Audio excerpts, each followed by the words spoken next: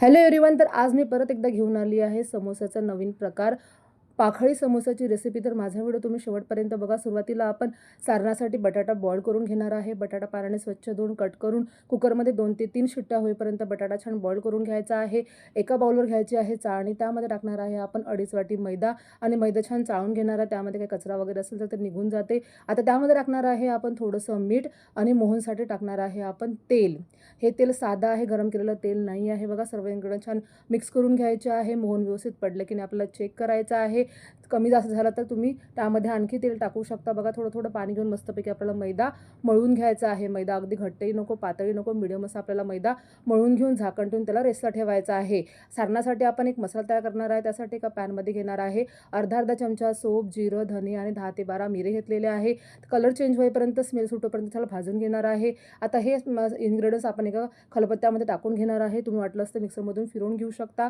आपल्याला जाडाभरडा असा मसाला पाहिजे आहे. तर गरम गरम इन्ग्रेडियंट छान व्यवस्थित कुटल्या जातात. बघा, आता एका पॅनमध्ये घेणार आहे आपण तेल. त्यामध्ये टाकणार आहे आपण जो धने जिराचा मसाला केला होता ते. सोबतच टाकणार आहे आपण ग्रीन चिली पेस्ट, म्हणजे हिरव्या मिरचीची पेस्ट टाकणार आहे आणि त्याला छान शिजवून घेणार आहे. मिरची छान अशी आपली शिजल्या गेली तर त्यामध्ये टाकणार आहे आपण ताजे ग्रीन वटाणे, हिरवे वटाणे टाकायचे आहे. ताजे वटाणे आहे, फ्रोझन नाही आहे. बघा, याला मी बॉईल करून घेतले नाही, कवळे होते म्हणून ते लगेचच शिजतात. बघा, सोबतच टाकणार आहे आपण मस्तपैकी तीळ.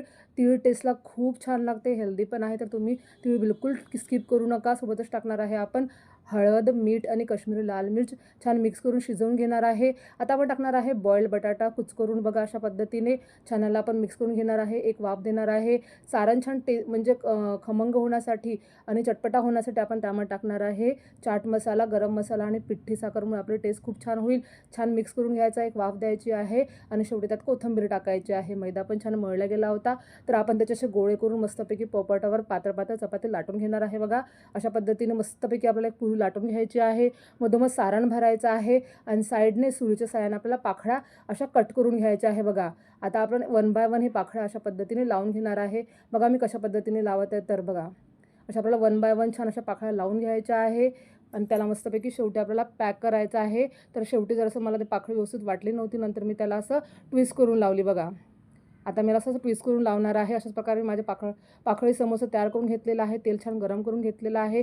त्यामध्ये मी अलगद पाकळी समोसा फ्राय करून घेणार आहे. लाल म्हणजे कलर चेंज होईपर्यंत, खुसखुशीत होईपर्यंत आपल्याला पाकळी समोसा फ्राय करून घ्यायचा आहे. तुम्हाला माझी आजची रेसिपी नक्कीच आवडली असेल तर माझ्या व्हिडिओला लाईक करा, शेअर करा, कमेंट करा. भेटू नेक्स्ट व्हिडिओमध्ये. Bye bye.